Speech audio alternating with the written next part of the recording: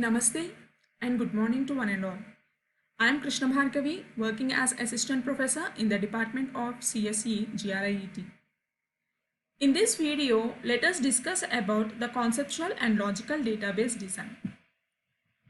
The learning objectives of today's session are: we will be able to create the conceptual database design for any given application, and also we will be transforming the conceptual design that is developed using ER model into the RDBMS tables.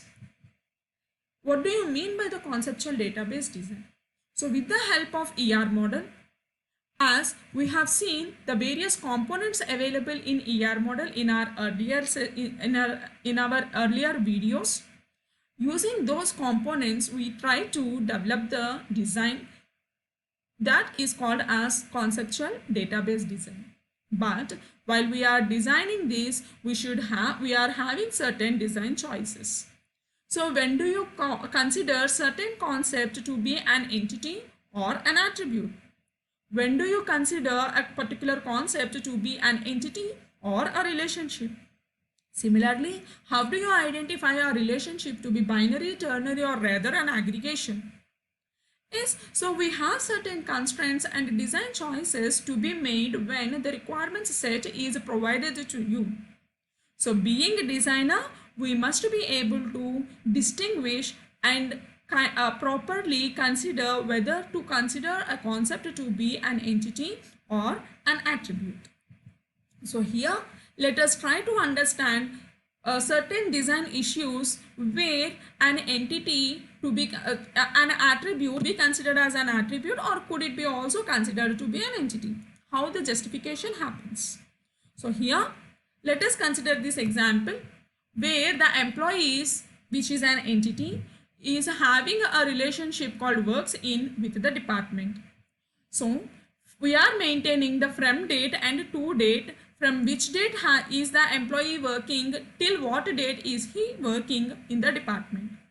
So here if you observe, if I consider an example where an employee may be working from January till December of 1 year, like 2012 till 2014 in CSE department, but then in 2014 he is sent to or transferred to H&S department, and again in 2016 he has come back to CSE department. So in that case, what will happen? For the same employees, two from and two values must be maintained in this works in relationship with this department. So now for that case, instead of having two values, because it does not allow you to give those values, it is easier for us to consider this from and to as a separate entity by providing one more entity called as duration. So the employees will be having only the employees details. Works in will have the employee ID, the department ID. Then departments will have the department ID. And now we are creating one more entity called as duration, which will maintain the from and two dates of the joining into the department until what time he has worked in the department. So then coming to the concept design issue between a relationship and an entity. So here we are maintaining this ER model where employees are managing different departments. So a department will be managed by only one employee. That is the reason why here the arrow mark is provided. It is indicating, the arrow mark indicates a department is at most managed by only one employee. So here if you observe, you are providing the department budget here with this. So then how do you consider this should be a relationship, or can we make it into a entity? So observe the budget. The budget is allocated to the department. But to whom do we provide the budget? Directly to the department or the manager who is managing the department? Right? You are not allocating, you are not giving money to the department, rather you are giving money to the person who is managing that department.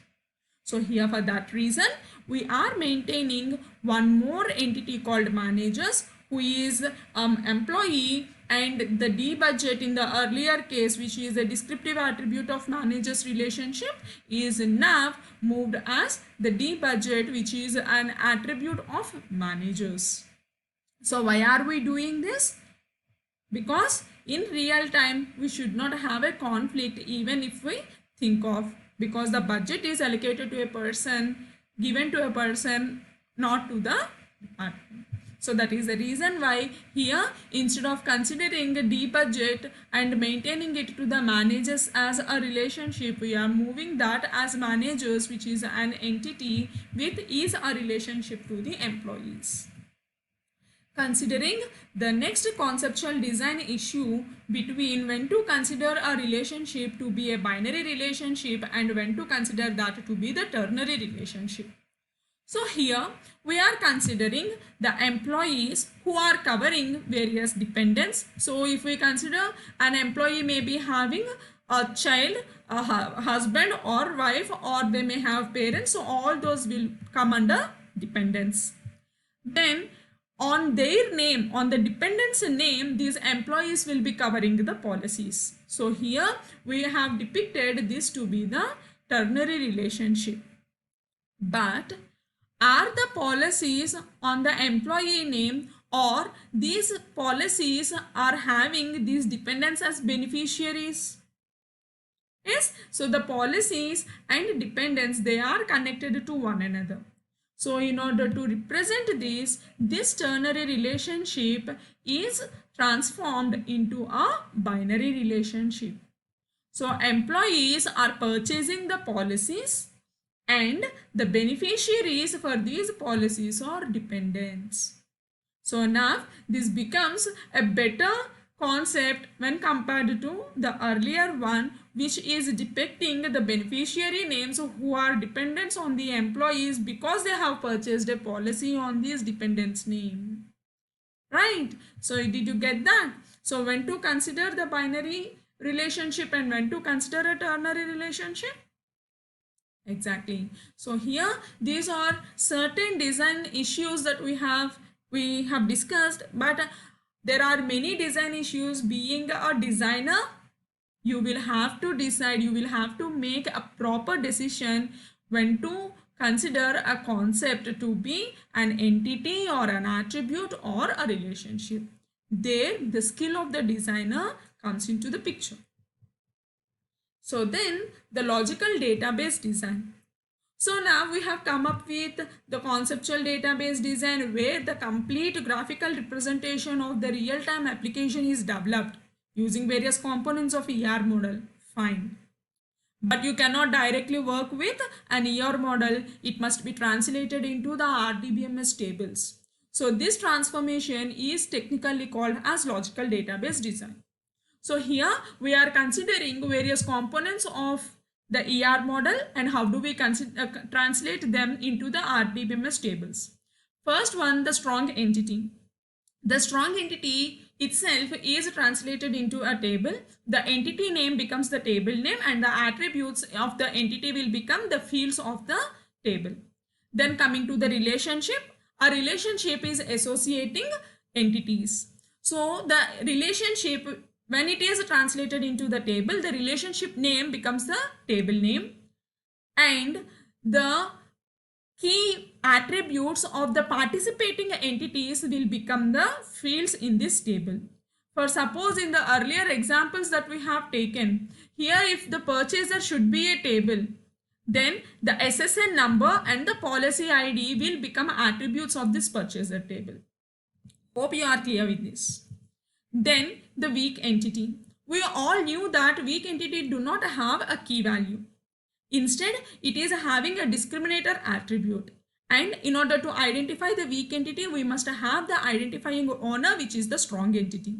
So when you are translating this weak entity into a table, the discriminator attribute of the weak entity and the primary key attribute of the strong entity and all other attributes in the weak entity will become the columns in the weak entity table. Then when you have a composite attribute like the one which we have discussed, address. So when you are trying to store address, you will have to put it by using commas. But RDBMS allows you only to provide a single value. So for that reason, the composite attribute is splitted up into multiple attributes like address underscore flat number, address underscore apartment name, address underscore street, and address underscore city.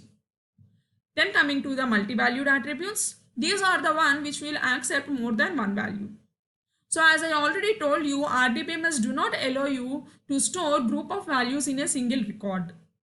So for that reason, these multi-valued attributes, instead of having them as an attribute, they are transformed into a separate table and a connection is established between the entity and this transformed table. Then generalization. Whether you go up with generalization or specialization, all the attributes of the superclass will be as it is in one table.